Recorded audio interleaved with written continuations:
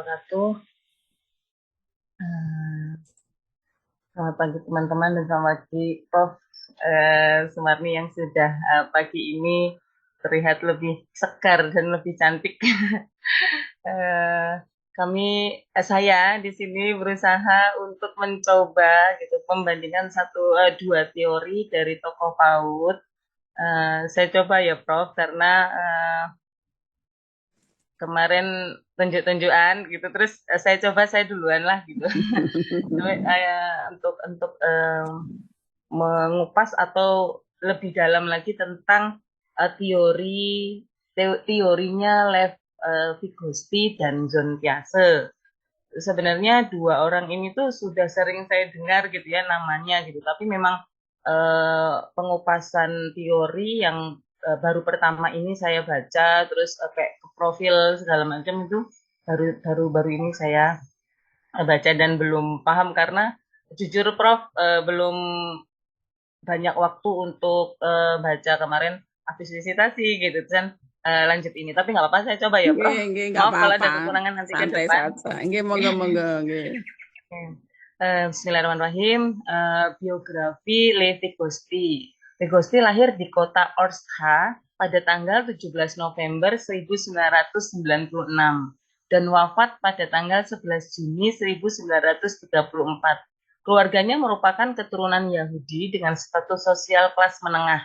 Vygotsky mengawali pendidikannya di Gymnasium. Setelah ia melanjutkan studinya di bidang hukum sebenarnya, bukan bidang psikologi anak ya, tetapi mengawali pendidikan di bidang hukum. Setelah Vygotsky lulus dari Universitas Negeri Mokwa di bidang hukum, Vygotsky melahirkan banyak buku tentang hukum sebenarnya. Vygotsky adalah seorang dan yang sekarang Vygotsky dikenal sebagai psikolog dari Rusia. Terus kontribusi yang dia berikan itu adalah sekarang malah justru terkenal ke perkembangan anaknya, teori perkembangan anak. Salah satu hasil karya yang dikenal di bidang psikologi anak itu dia merumuskan tentang zone of proximal development. Konsep ini menerangkan bahwa dalam proses pembelajaran anak ada sebuah area di mana anak tersebut harus diberikan bantuan eksternal. Jadi anak tidak bisa tumbuh sendiri kecuali dengan bantuan orang lain di sekitarnya. Bisa teman, bisa orang tua, bisa guru atau orang lain yang berpengalaman atau berpengaruh pada pendidikan anak. Vygotsky adalah tokoh pendidikan yang melihat sebentar Prof matiin alarm.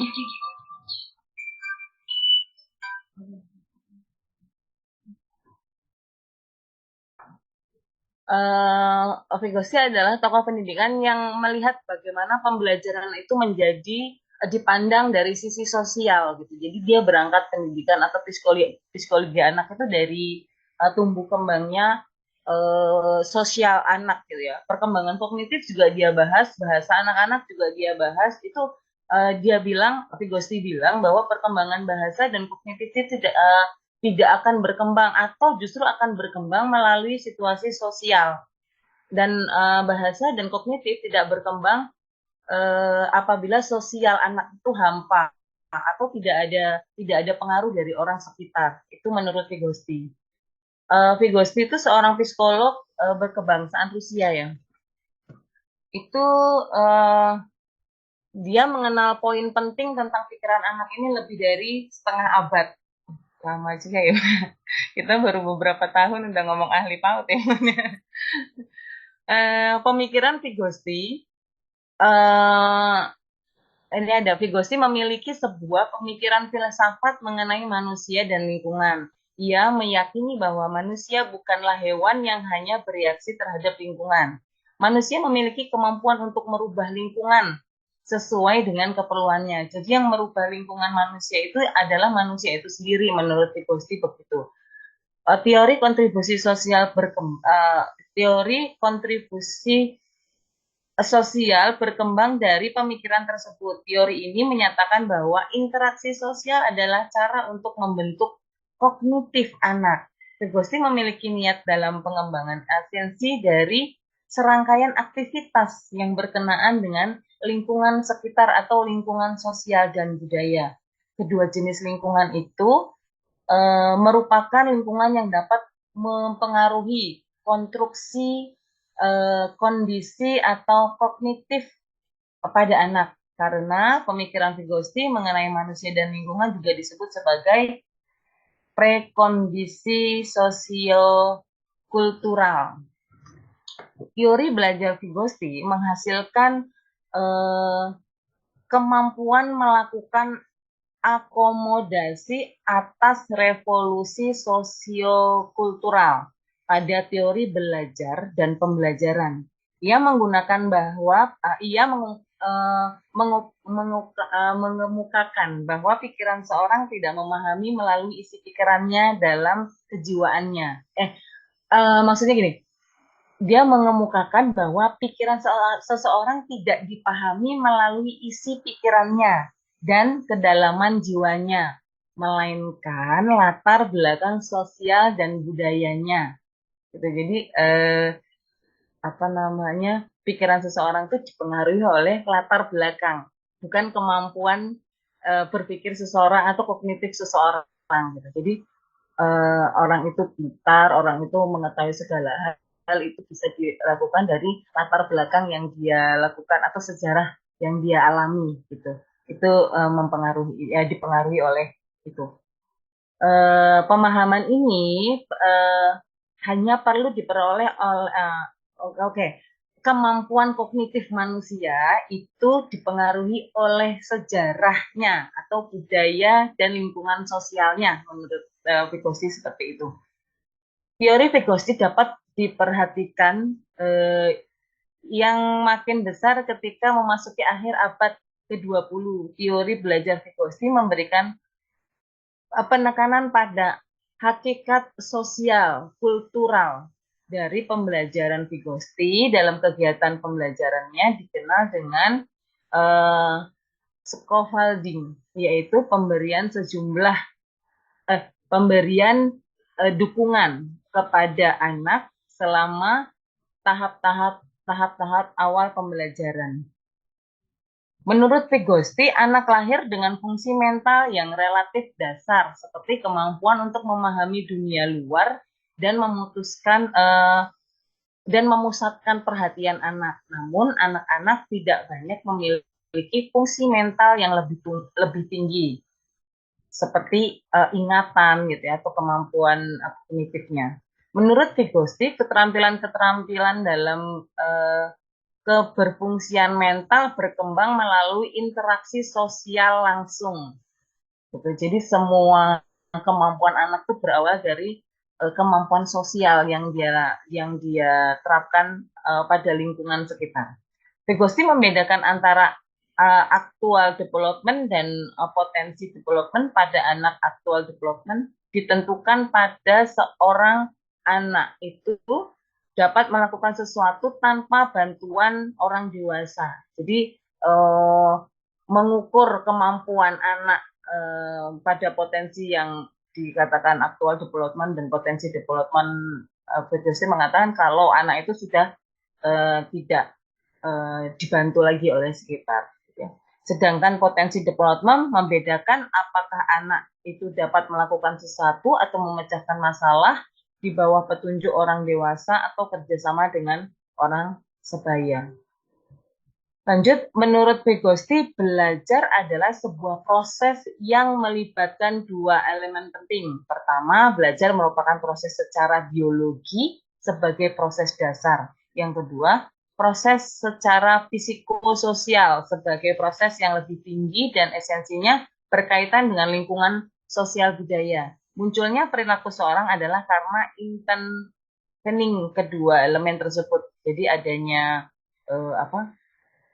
munculnya satu perilaku seseorang itu dari biologis atau keturunan atau intern dalam seseorang dan budaya atau sosial budaya sekitar. Itu tentang Vygotsky. Yang kedua saya tentang Jean Piaget. Jean Piaget ini Saya tertarik ke namanya aja gitu. Dulu saya pernah diprotes, pertama saya nyebut John Piaget, John Piaget gitu ya. Terus kata dosen saya, itu kalau bacanya Piaget Mbak gitu. Dari itu saya paham banget John Piaget. Cuman dari namanya saja, belum dari sejarah dan teori kognitifnya mungkin ya, Bun. Atau tahap-tahap perkembangan John Piaget ini yang sering kita pakai gitu. John Piaget itu ternyata lahir pada tanggal 9 Agustus gitu, tahun 1896 di Neuchâtel, Swiss. Ayahnya adalah seorang sejarawan dengan spesialis sejarah abad pertengahan. Ibunya adalah seorang yang dinamis, intelijen, dan bertakwa. Waktu mudanya, Piaget sangat tertarik pada alam. Ia suka mengamati burung-burung, ikan, binatang di alam bebas. Itulah sebabnya ia sangat tertarik pada pembelajaran biologi di sekolah. Pada waktu umur 10 tahun, ia sudah menerbitkan kerangkanya yang pertama tentang burung pipit albino. Itu saya pas kemarin baca, keren banget, 10 tahun dia sudah punya apa namanya penelitian atau menerbitkan buku ya. Saya yang 43 belum apa-apa gitu ya. Ia sudah menerbitkan kerangka yang pertama itu di usia 10 tahun. Terus dia juga buat majalah yaitu tentang apa namanya burung pipit albino itu di satu majalah ilmu pengetahuan tentang alam. Ia juga membantu direktur museum ilmu pengetahuan alam di negaranya. Tugas dia dulu itu membuat klasifikasi koleksi zoologi di museum tersebut. Pada waktu itu, ia selalu belajar tentang moluska dan menerbitkan lagi, malah ini berseri gitu ya, buku tentang moluska. Karena karangan yang bagus pada usia dia 15 tahun, ditawari suatu kedudukan sebagai kurator koleksi moluska. 15 tahun tuh saya SMP belum bisa apa-apa ya, dia udah hebat sekali. Tahun 1916, Piaget menyelesaikan pendidikan sarjananya pada bidang biologi di Universitas Neuchâtel. 2 tahun kemudian, pada usia 21, dia menyelesaikan disertasi. Berarti disertasi kan doktor ya. Itu usia dia 21 tahun. Itu doktor filsafat. Itu S3 ya. Saya 43. Setelah menyelesaikan studi formal, Piaget memutuskan untuk mendalami psikologi. Ia meninggalkan negaranya dan pergi ke Zurich itu untuk bekerja di laboratorium psikologi. Piaget meninggalkan Zurich pergi ke Paris selama 2 tahun. Ia tinggal di Universitas Sorbonne, belajar tentang psikologi klinik, logika, serta epistemologi. Pada tahun 2020, Piaget memutuskan untuk mempelajari anak. Dia bekerja dengan Dr. Topili Simon di Laboratorium Binet Paris. Pada tahun 2021, Piaget diangkat sebagai direktur penelitian di Institut Jean Josquin Rose Goneva ya. Di situ ia mendapat kesempatan untuk mempelajari pemikiran anak. Bentar, Bro. Ini kayak mana sih, Bro?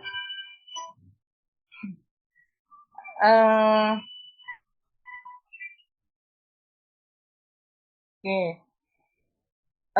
Piaget diberikan kesempatan untuk mempelajari pemikiran anak. Selama penelitian, Piaget semakin yakin bahwa perbedaan antara proses berpikir anak dan orang dewasa.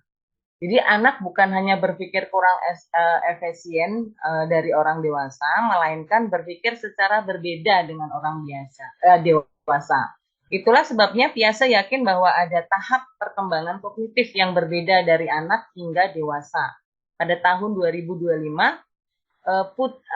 Piaget memiliki putri pertama.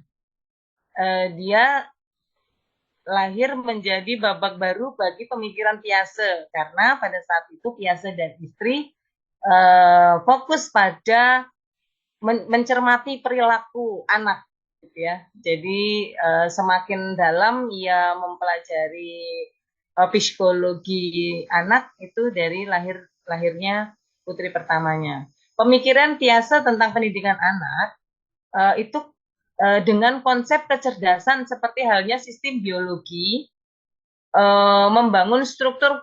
Jadi karena dia juga ahli biologi yang menyukai alam gitu ya, dan dia sekarang berkecimpung di apa namanya perkembangan anak, jadi kemudian itu eh, dijadikan satu ya untuk ke perkembangan itu. Kemudian apakah ada pengaruh biologi itu ada apa pengaruhnya dengan pemikiran anak gitu atau psikologi anak gitu ya. Terus cara beradaptasi berbeda bagi secara individu menurut John Piaget, anak itu memiliki beberapa tahap perkembangan gitu akan berbeda.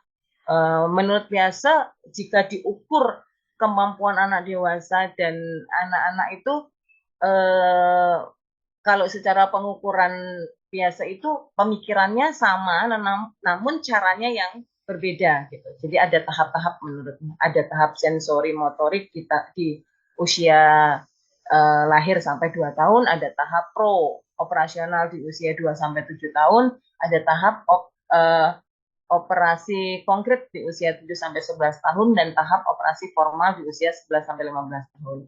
Tahap-tahap ini sudah sudah baku dan saling berkaitan. Oke, lanjut di sini ada analisis pembandingan teori pendidikan anak usia dini antara Piaget dan Vygotsky. Konsep sebagai gagasan pemikiran tentang pendidikan anak. Vygotsky mengatakan bahwa pendidikan anak usia dini menurut Vygotsky belajar secara aktif lebih baik daripada anak yang pasif. Vygotsky sangat dikenal sebagai ahli psikologi pendidikan yang memperkenalkan teori sosial budaya. Teori yang dinyatakan beliau merupakan teori gabungan antara kognitif dengan sosial. Teori ini juga menyatakan bahwa perkembangan anak bergantung pada interaksi antara anak dengan orang yang ada di sekitar. Nah, itu Vygotsky ke kognitif itu berangkat dari sosial. Kalau John Piaget mengatakan bahwa pendidikan anak lebih merupakan salah satu perspektif untuk melihat dan mengerti bagaimana seorang anak itu berkembang.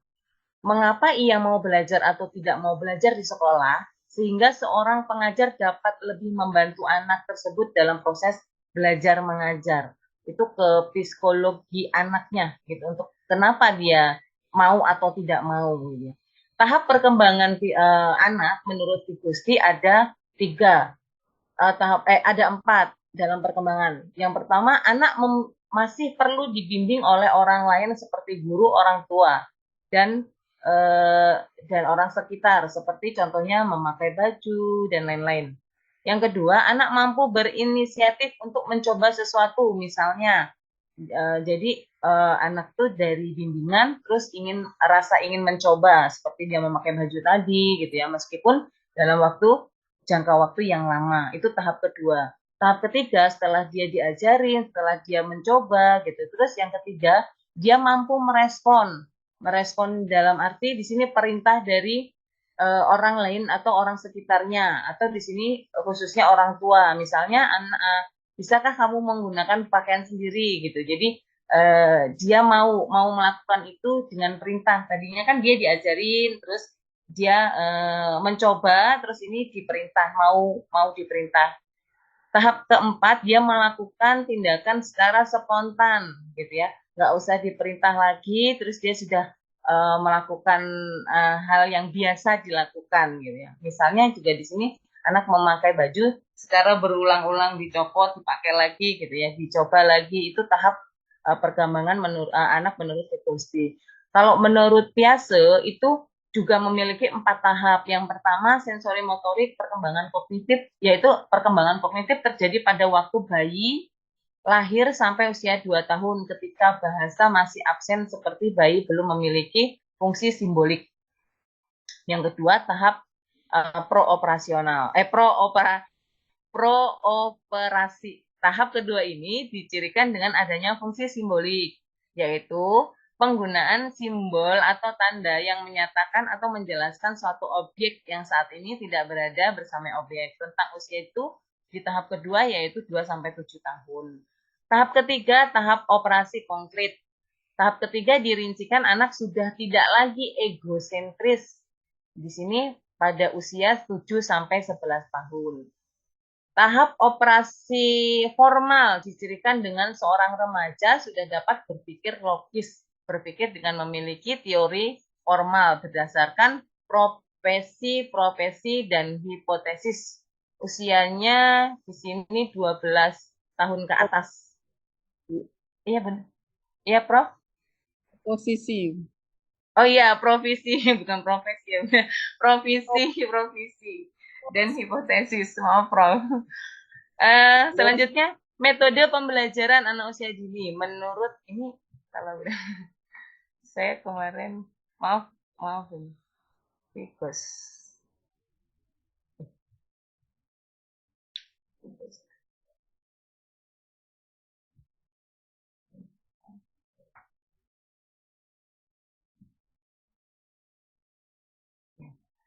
Metode belajar menurut Vygotsky mungkin dapat di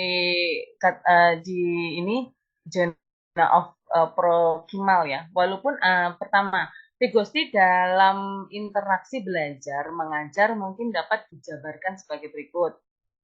Walaupun anak tetap dilibatkan dalam pembelajaran aktif, guru harus secara aktif mendampingi setiap kegiatan anak-anak. Dalam istilah teoritis, ini berarti anak-anak bekerja dalam zone of proximal development dan guru menyediakan scaffolding bagi anak selama melalui JPD. Yang kedua, secara khusus Vygotsky mengemukakan bahwa di samping guru, teman sebaya juga berpengaruh penting pada perkembangan kognitif anak. Kerja kelompok secara kooperatif tampaknya mempercepat perkembangan pengetahuan anak.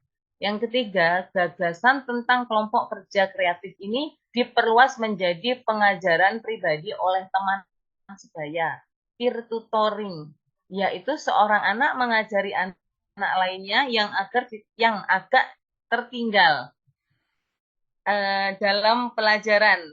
Ini pengalaman saya dulu pernah diajarin teman saya yang ranking 1 gitu. Terus gurunya bilang, Ratna tolong ajarin Leli gitu. Jadi sepertinya ini dia menggunakan teori Vygotsky ya. Jadi teman sebaya mempengaruhi pengetahuan anak gitu ya. Terus, nah ini tiga tahapan itu untuk Vygotsky. Kalau Piaget, metode belajar yang digunakan Piaget lebih memusatkan pada pembelajaran pikiran langsung ke anak. Pertama, tentang kurikulum yang membawa murid aktif.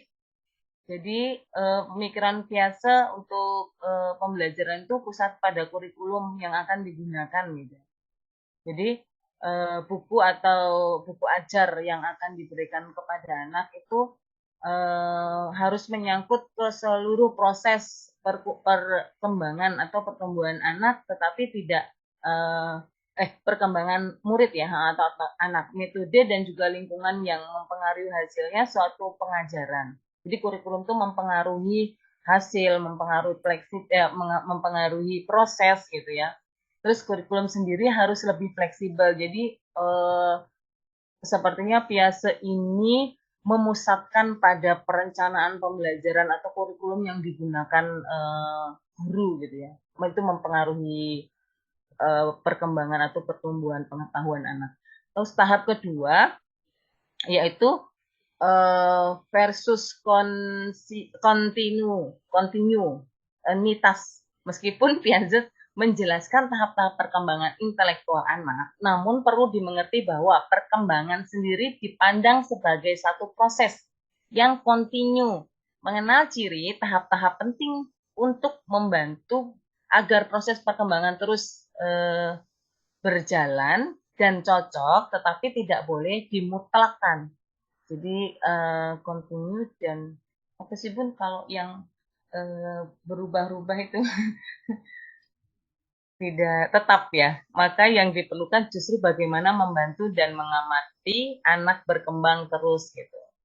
Jadi pembelajaran itu terus-menerus untuk mengubah perkembangan anak. Menurutnya seperti itu. Perhatian pada level perkembangan murid dalam pengajaran menurut Piase, kita perlu memperhatikan level perkembangan kognitif siswa atau murid ya.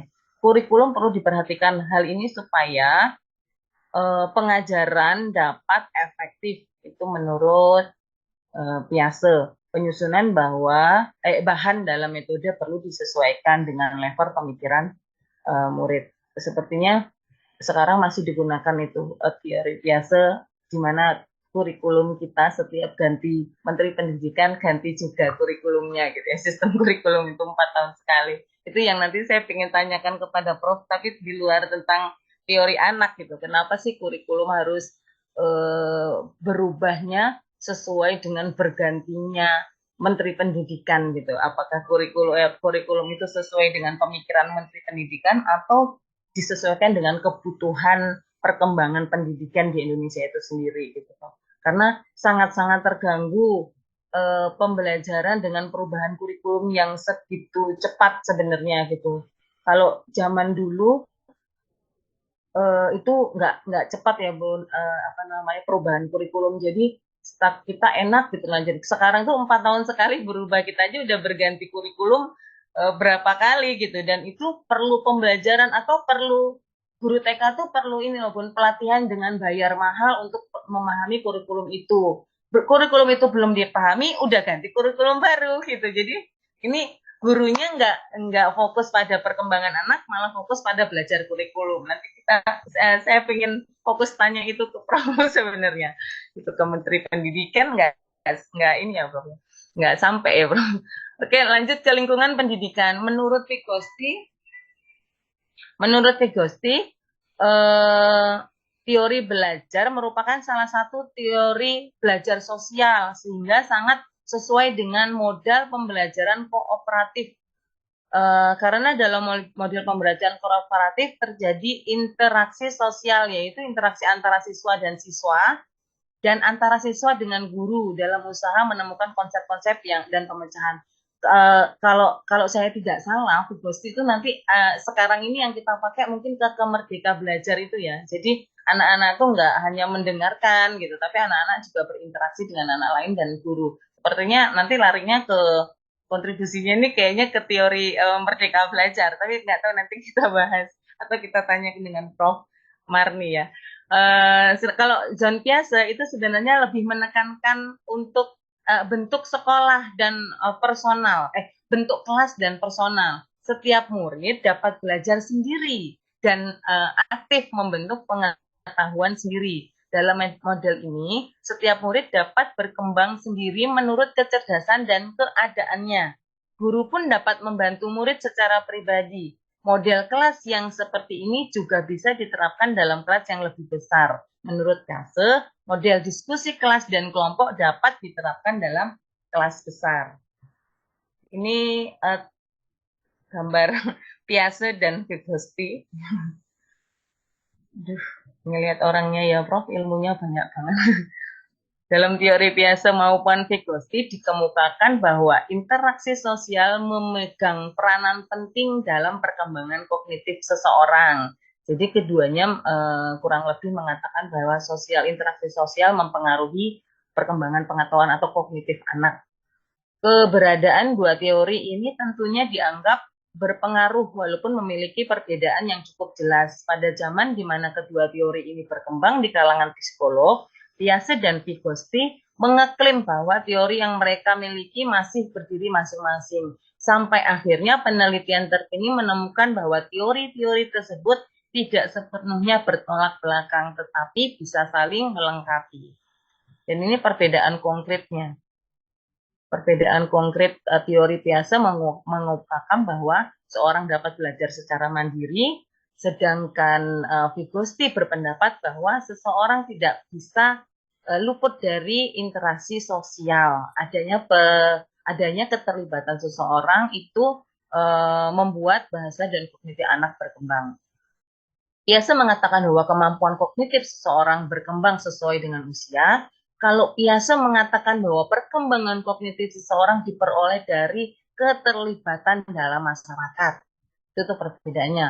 Piaget dan Vygotsky memiliki pendekatan pembelajaran yang berbeda. Biasa secara rinci mengamati sebagai pembelajaran pada anak-anak langsung, tetapi ia menegaskan peran dari seorang pembina, tutor atau guru atau teacher. Di samping itu, selain itu, teori Vygotsky tidak mengamati perkembangan mental nyata dan hanya membahas mengenai perolehan konsep kemampuan baru.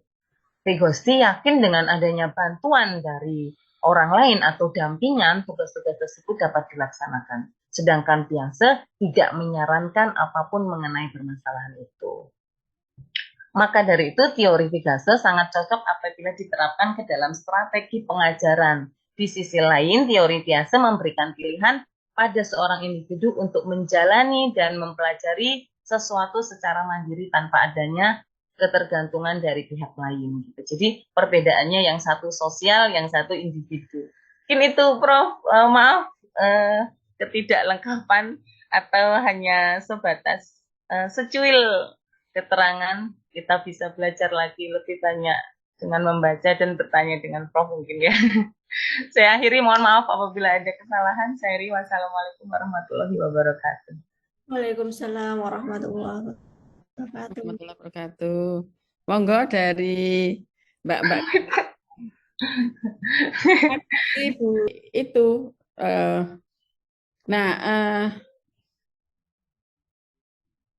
Kalau tadi itu disampaikan Bu Lelia tentang antara Vygotsky dengan Piaget itu saya kira perbandingannya sudah bagus ya. Cuma ada Bandura, Albert Bandura sudah mengenal belum Albert Bandura? Sudah kan? Jujur saya belum, Prof. Kalau Albert Bandura belum.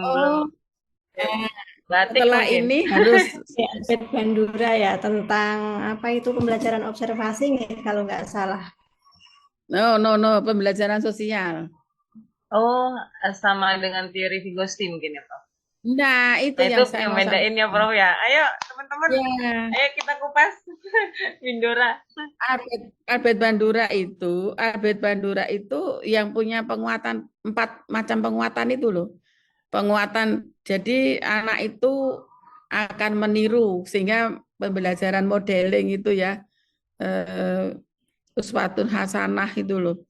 Jadi kita orang-orang di sekitar siswa itu harus menjadi panutan, menjadi contoh, menjadi model.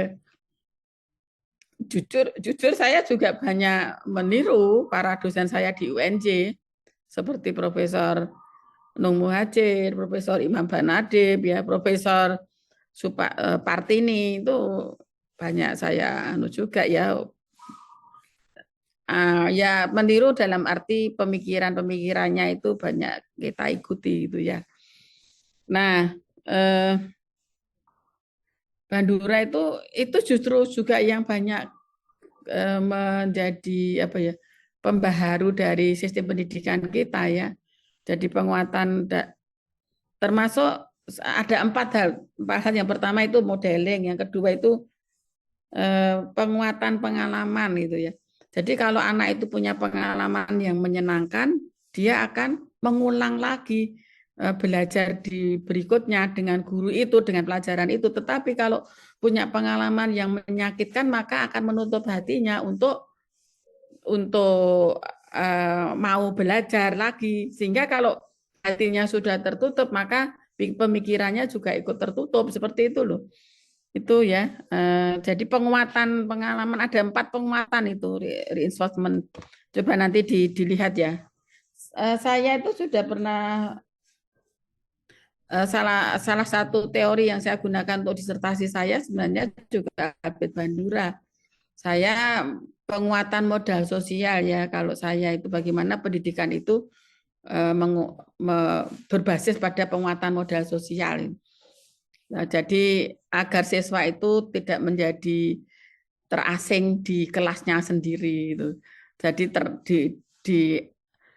terayomi, dirangkul, menjadi bagian dari keluarga besar di kelas itu. Kelas itu adalah suatu keluarga gitu kan, yang harus nilai-nilai kasih sayang. Jadi kalau saya ya yang utama, yang pertama itu nilai-nilai kasih sayang guru itu yang harus bisa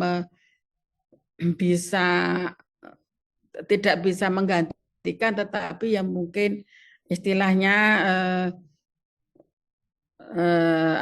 menjadi, kalau orang tua kedua itu ya apa istilahnya, menjadi orang tua kedua di sekolah itu memang modal utama untuk bisa siswa itu berkarakter tetapi juga pinter gitu ya.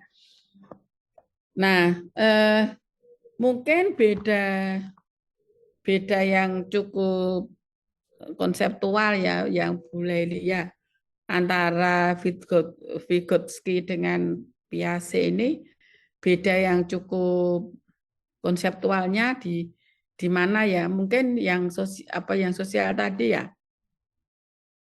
Iya, Coba Bu yang Leli, apa? Kalau Piaget perbedaan yang cukup konseptual itu. ya, itu di sosial. Kalau Vygotsky itu eh, apa namanya, kognitif, dipengaruhi oleh sosial orang lain. Kalau Piaget nggak, bisa sendiri, bisa berkembang sendiri gitu dengan pengalamannya gitu. Tapi Piaget juga sangat memberikan penguatan dalam hal pengalaman.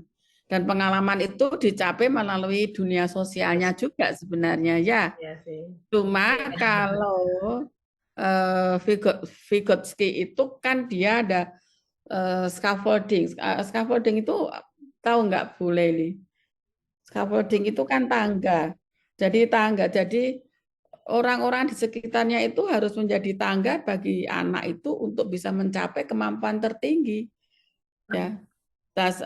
Tangga itu berarti apa? Menjadi penguat.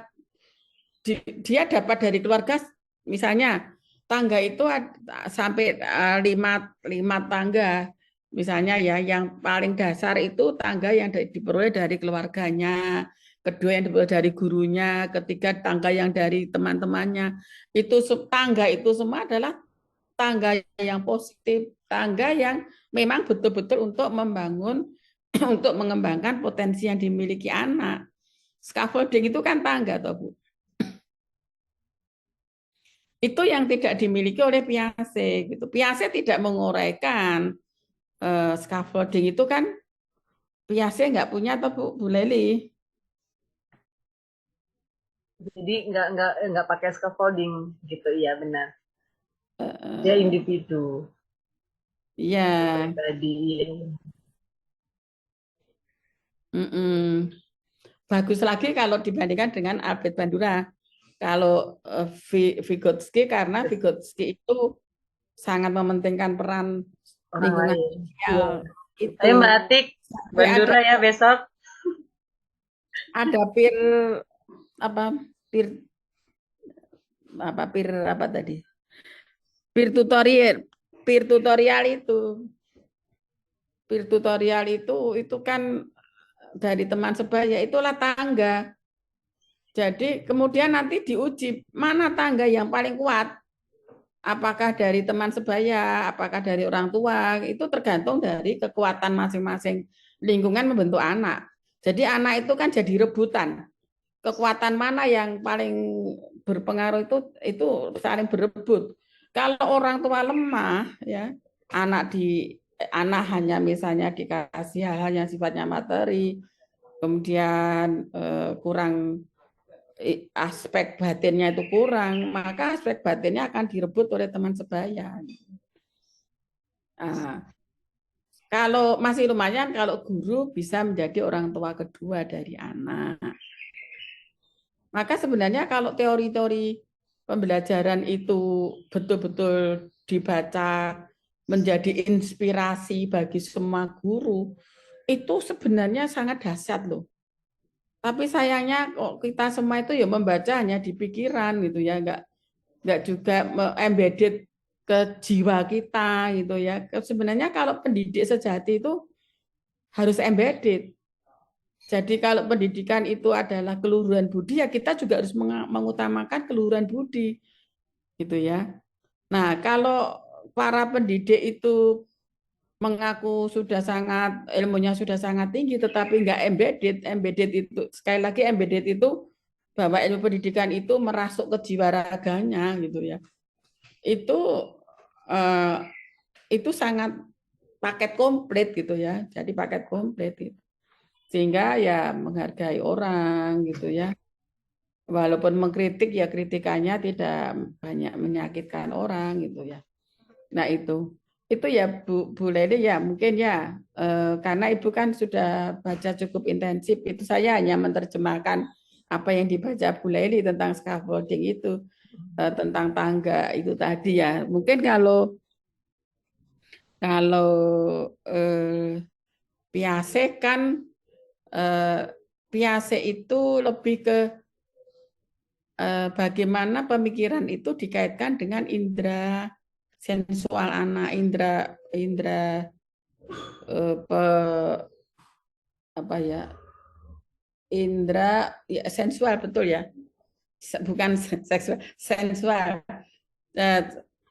Sehingga beliau juga membagi ke operasional konkret dan sebagainya itu ya. Karena misalnya untuk anak dari umur sekian sampai sekian itu kan dia harus berpikirnya itu harus dibantu dengan penginderaan itu ya. Hal-hal yang sifatnya konkret itu kan baru setelah umur sekian baru bisa berpikir secara abstrak karena sudah bisa menata konsep di kepala seperti itu kan. Nah, nanti artikelnya Bu Leli diberikan perbedaan-perbedaan yang agak agak cukup nyata itu ya, agak cukup nyata, agak cukup memang yang Vygotsky tidak memiliki itu dan Piaget Vygotsky tidak memiliki punyanya Piaget tidak memiliki punyanya Vygotsky itu kan sehingga bisa perbedaan yang cukup kelihatan itu. Kemudian kalau tidak memiliki maka dampaknya bagaimana? Kalau Vygotsky itu tidak memiliki konsep-konsepnya Piaget yang seperti itu, maka dampaknya bagi Vygotsky seperti apa? Kalau Piaget tidak memiliki pemikirannya Vygotsky yang seperti itu, maka dampaknya nanti seperti apa? Nah, itu untuk kedua teori itu sejauh mana sudah mempengaruhi PIAUD ya, lembaga-lembaga PIAUD di Indonesia ya, PAUD atau PIAUD itu ya. Bu Leli. Ya, Prof. Kalau boleh menyimpulkan atau pendapat sendiri gitu ya, Prof. Kalau saya boleh bicara tentang pendapat sendiri tentang teori-teori mereka, itu kalau menurut saya itu nanti pengaruhnya ke pola belajar di kelas gitu, Prof. Sama perkembangan persiapan materi ajar kayak kurikulum atau segala macam itu sepertinya ke sana gitu, Prof. Ini mempengaruhi pendidikan di Indonesianya seperti itu. Seperti kayak sedikit saya baca tentang Vygotsky itu ada Merdeka Belajar ya, tentang keaktifan siswa di kelas. Kalau Piaget itu ke ini apa namanya keinginan pribadi itu seperti ke penggunaan kalau di Indonesia itu pakai pola belajar sentra gitu atau kelompok gitu.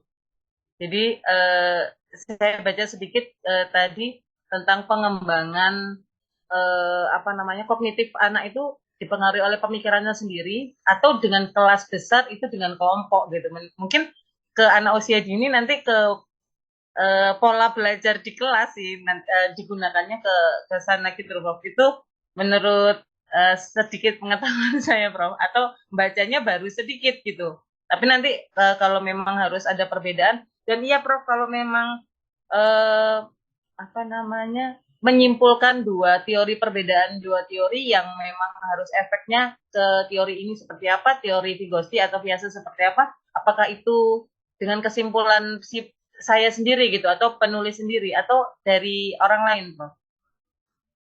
Oh, bisa sendiri tapi jadi orang Takutnya lain salah, Prof. Karena teori itu kan luar biasa dipakai banyak. dipakai banyak orang. Begitu saya menyimpulkan, wah, kue sopo bro. Nanti aku ditanya kamu tuh siapa gitu loh. Bisa Prof, saya mau nambahin boleh, Prof? Oh ya, Saya mau ya Mbak. nambahin boleh, Prof? Isaura, Mbak Iya. Isaura. Ya sependek pemahaman saya juga, menurut saya malah yang teori Vygotsky itu sudah diterapkan di Indonesia, malah Prof nggak sengaja sama gurunya Betul. dan sama orang tuanya, terutama pas online ini, Prof. Kan dibantu orang tuanya terus tuh ngerjain Betul. tugas-tugas, semuanya dibantuin orang tua. Bahkan yang nggak diterapkan itu sebenarnya teori biasa itu, Prof. Kenapa? Kan tadi dijelaskan sama Mbak Leli itu kan teori biasa ada 3 tuh metodenya, asimilasi, akomodasi, sama ya saya dulu S1 belajar itu soalnya ekuilibrasi kalau nggak salah. Nah itu kan anaknya itu mengerjakan sendiri, trial error gitu ya Prof ya. Nah jadi malah nggak ada kesempatan di Indonesia tuh, guru tuh banyak kurang memberikan kesempatan anak untuk menerapkan teori Piasa itu. Tapi kalau teori Vygotsky malah banyak dipakai gitu, yang scaffolding sama ZPD-nya itu banyak dipakai, tapi yang Piasanya malah kurang gitu. Mungkin sedikit itu, Prof. Itu nggak sengaja ya Mbak Isa ya. Jadi tidak sengaja kita memang banyak menggunakan Vygotsky-nya gitu. Tapi kalau di teori skripsi anak-anak itu banyak Vyasa malahan yang tertulis lah ya, yang tertulis gitu. Menurut kognitif ya seperti ini. Padahal itu juga banyak diterapkan, hanya benar, itu diterapkannya pada kognitifnya, pengetahuan anaknya ya, Bro. Media pembelajaran itu kan misalnya ya untuk matematika, kalau untuk kelas anak kelas 3, dari dulu saya ketika SD wis kon nggawa suruh bawa lidi itu kan alat hitung ya, Bro.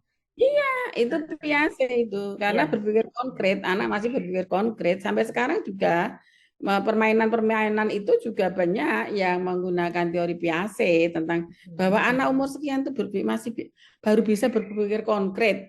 Jadi kalau tahapan itu ya, Bro. Ya, tahapan pemikiran konkretnya ya. Oh. Jadi kalau lebih dulu Piaget digunakan. Tetap Piaget itu sangat mewarnai seluruh setiap sekolah itu selalu, karena guru kadang juga ingin mempermudah bagaimana toh ngajar matematika, khususnya mata pelajaran yang dianggap sulit ya, matematika, fisika, kimia, biologi itu kan harus dikonkretkan juga itu. Seperti kimia, berpikir konkret itu sebenarnya juga tidak harus untuk anak usia SD ya. Itu saya kira tergantung dari tingkat kesulitan hal yang dipelajari. Seperti kimia, berpikir tentang atom, berpikir tentang senyawa, itu kan itu sangat susah berpikir seperti itu. Nah, bagaimana itu agar mudah dikuasai oleh mahasiswa, kan juga ada upaya-upaya untuk sedikit mengkonkretkan itu, sampai ada laboratorium itu sebenarnya kan upaya-upaya untuk mengkonkretkan hal yang sifatnya abstrak, uji coba.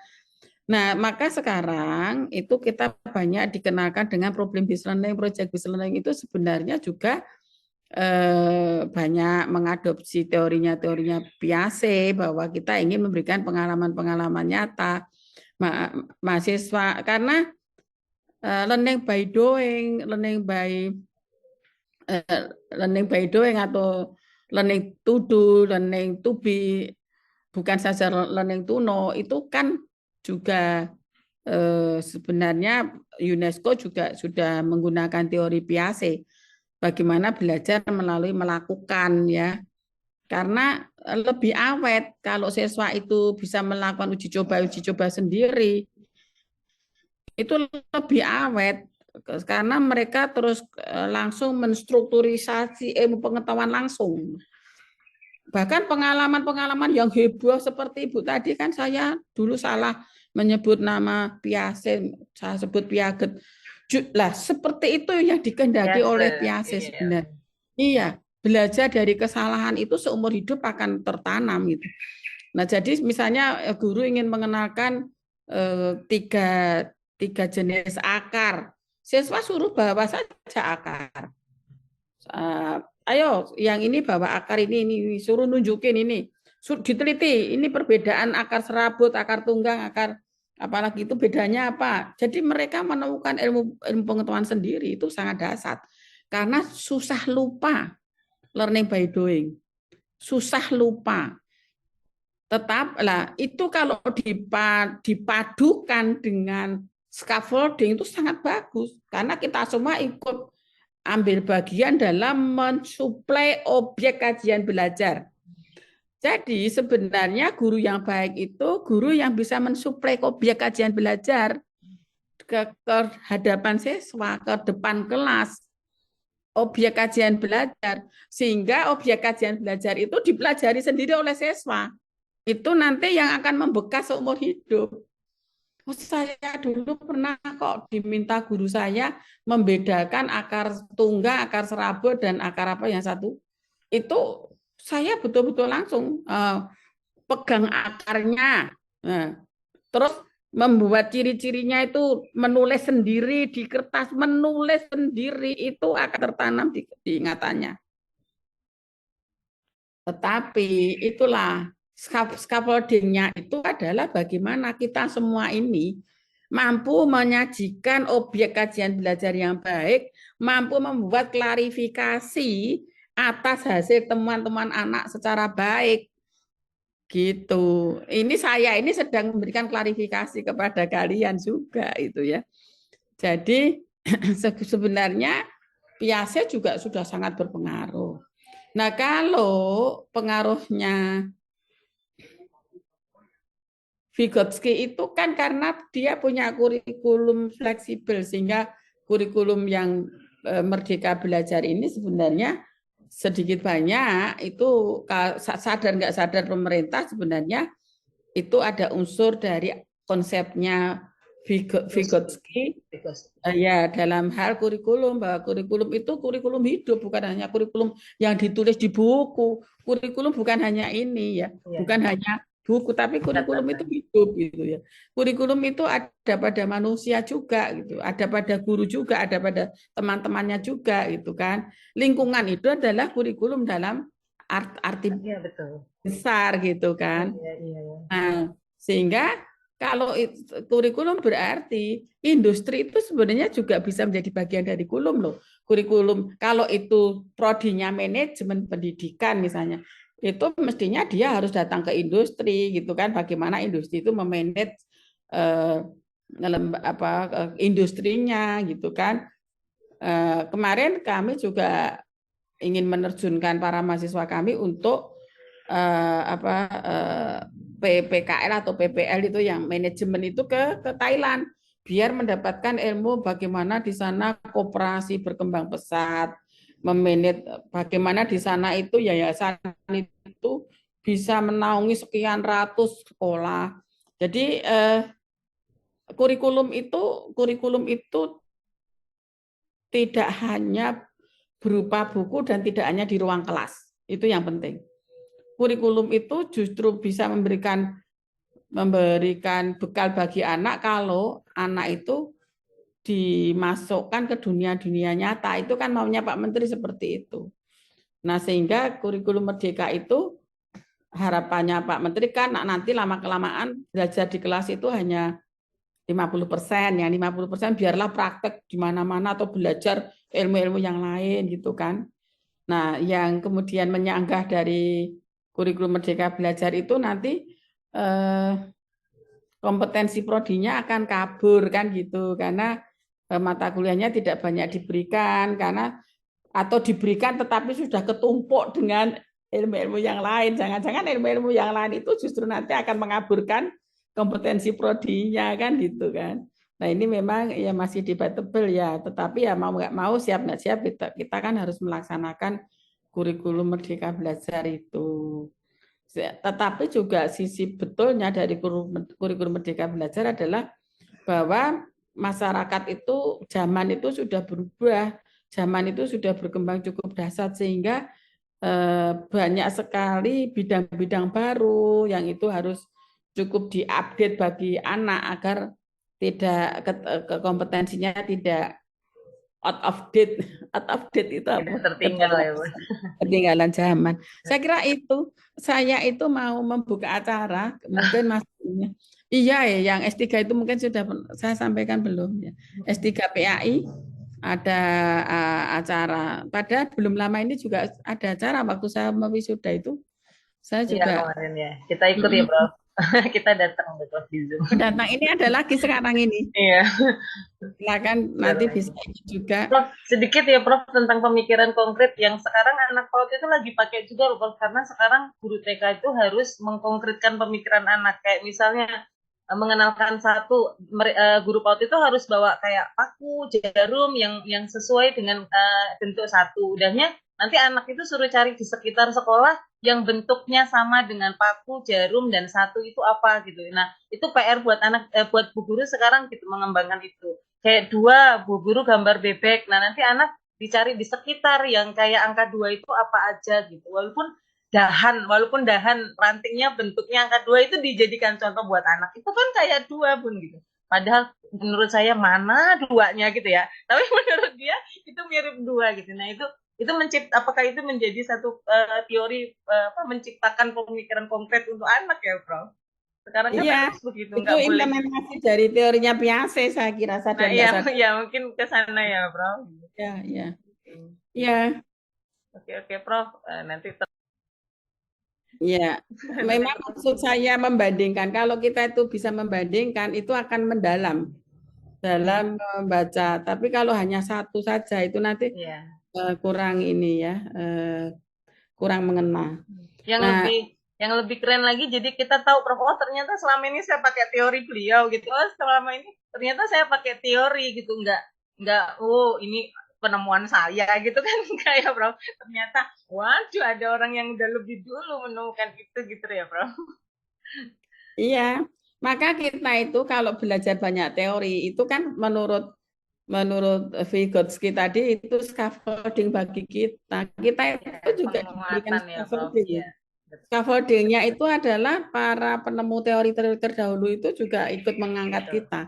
Kalau kita banyak baca teori, teorinya ini, sehingga kita punya sesuatu yang baru yang bisa kita tawarkan itu kan sangat hebat itu. Nah, kita menguasai teori-teori saja itu belum jadi menguasai itu. Padahal sudah di depan mata kita semua, tapi kadang-kadang nggak punya waktu. Tapi nggak punya waktu bagi orang Indonesia itu kadang-kadang agak ironis juga karena ada waktu, ada waktu, tapi untuk membaca teori kadang kurang waktu ya. Sehingga ketersediaan waktu itu tergantung bagaimana kita memanage waktu. Ketampar ini, Prof. Terima kasih Mbak-mbak semua yang baik Terima kasih hati. banyak, Prof. Bu Leli, wabil khusus Bu Leli, terima kasih. Mbak Isa, kemudian Mbak Ida, Mbak Ati, terima kasih. Mungkin untuk kali ini kita akhiri dulu karena saya akan persiapan ke beberapa hal nanti. Banyak agenda juga.